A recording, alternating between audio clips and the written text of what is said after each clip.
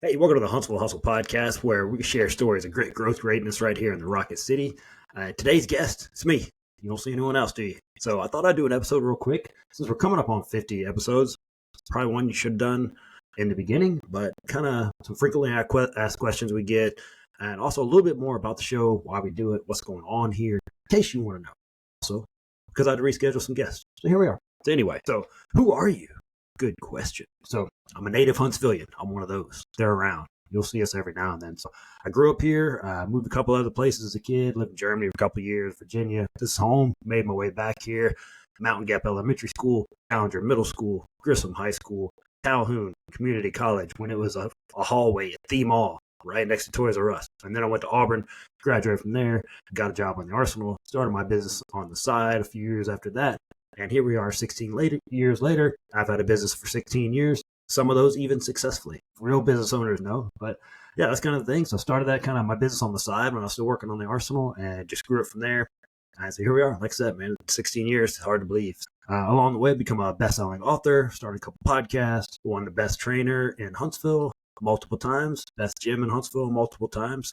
Learned a lot of lessons along the way, so it's been an amazing ride. Yeah, it's kind of a little bit about me. I'm also been married. I've got a son, I've got a dog, and I'm a ginger. You can probably tell that part. So let's see. What's the question? I put together some questions for myself, right? So why did you start Huntsville Hustle Podcast? Good question, Joe Martin. So I was talking to my friend Amy McWilliams from McWilliams Marketing, and we both just share a passion for local small business owners. Being one ourselves is kind of part of it, but also we wanted people to be able to collaborate and not just compete. Because I think we can, if we start working together as small business owners, which we should do, man, we can all get better. We can all be more successful. So we want to do that and connect people and make connections ourselves with other people.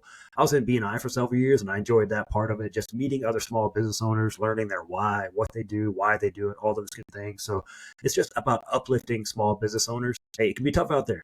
If you're a small business owner, you know. We need all your support you can get. If you're not a small business, please support local. But man, I have a heart for small business owners. So did Amy and Melissa. We partnered on this thing, and it's been great. So yeah, this is coming, like I said, coming up on episode 50. So it's been pretty cool. Are you qualified to host a show about small business? No, I'm not. Not at all. But here's something. So I work with kids. Something I tell them all the time. You can just do stuff. These days, right? You can just do stuff. You don't have to ask permission. Just go do it, right? So that's what we did. I'm not qualified. I haven't been qualified to do anything. I'll see. For real jobs besides fitness, I've washed a lot of dishes, dug some ditches, did a little pouncing, picked up pint glasses. I'm really not qualified for much, but here we are. So no, I'm not qualified, but I'm still doing it. Who is a good fit for the show? Local small business owners. That's what we're looking for. The people that live, work, play right alongside you. Man, that's what we're looking for. We've had people that have long-term successful business owners, startups, everything in between. We just want to hear their stories and get them connected with the right people, help grow their business, see how we can help each other out. That's the main thing. So if that's a qualification, you're a small business owner and you're local. That's kind of it right there. So how do I get on the show and how much does it cost? First of all, the best way, if you know myself or Amy McWilliams, reach out to us and then let us know if you want to be on the show. Also, our social media, Huntsville Hustle, Instagram and Facebook. You can send us a message on there. And how much does it cost? It doesn't cost anything. You don't have to pay to play to get on this show. We want people just coming there and naturally tell their story, not that they paid to get on here. We do partner with some local businesses that we have kind of share some values with, and we want to share the word about them as well. We do have some paid sponsorship opportunities there.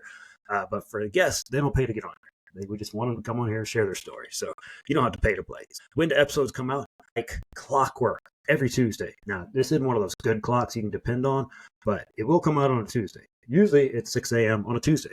Sometimes a little later, but it's always going to be on Tuesday. You can look for us every week on Tuesday. You can subscribe on Apple Podcasts, Spotify. That's our main two ones right there. We push them out too, but they're on all where you listen to podcasts, and also on YouTube, Facebook, and we put out the reels and things on Instagram.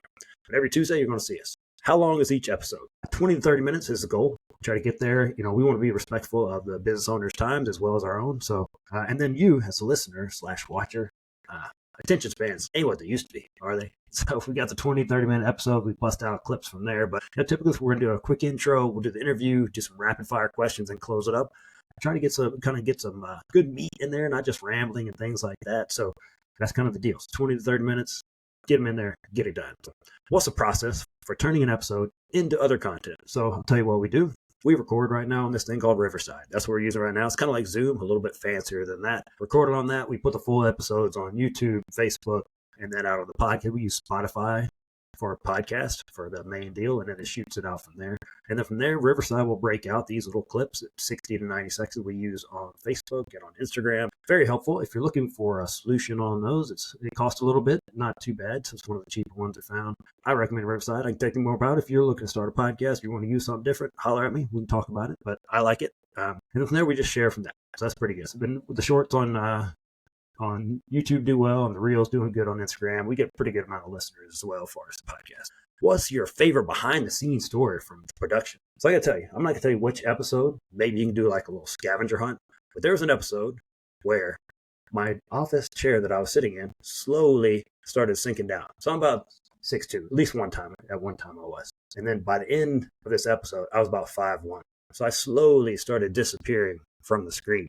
I don't know. It just slowly giving out on that. So, maybe you saw that episode. Maybe you didn't. But you can go find it. It's out there. So, yeah, that's probably one of the most memorable. What's been the most rewarding part of the journey so far? Meeting these small business owners that I hadn't met before. I've known several of them from a distance, but getting to know them and learn their story and learn, man, it takes a lot of grit to get this stuff done, right? That just everyone has this amazing story about overcoming hardship and things that they fought through, especially the ones that went through COVID, got through that. It's been super rewarding for me as a fan of small business, but also as a small business owner myself. That's been really cool, just meeting all these people. What's something unexpected that happened for the podcast? Probably the thing that stands out to me is Stephanie from Float Huntsville was on the show, and we talked about her float tanks and all that, which, by the way, that's an awesome place. You got to go check it out. So much so that I kind of recounted my experience of going over there, and this couple booked a couple's float, and they said, "Oh, you're from Birmingham. You have family here or something?" No, we were listening to the podcast. We heard Joe talking about it. We wanted to book one while we're here, just to kind of make like a little staycation in Huntsville from Birmingham. She said, "Oh, do you know Joe?" I was like, "No, we just happened to listen to the podcast." So that's pretty cool. Someone from Birmingham wanted to know what was going on, listen to our podcast, and then spend a little local money. How about that? That's what we're looking for. That's what we want. Kind of people that would not have heard about these businesses. They heard about them, and then now they're supporting them. That's it. So what's next? That's a good question. We're not sure. It may end tomorrow. Who knows?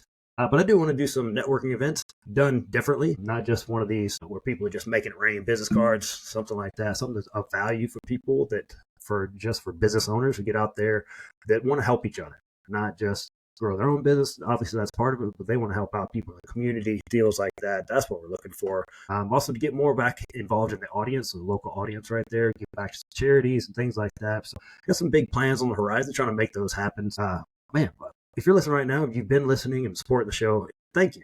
I appreciate it. Yeah, like I said, it's tough on small business owners out there. We appreciate your support, me being one, and trying to promote them as well. If you want to be a part of the show, if you want to be a guest, if you want to be a sponsor, or anything like that, like I said, reach out to us on social media, Huntsville Hustle, Instagram, Facebook, any of those good things right now. Or I live here. You might see me. Just come talk to me.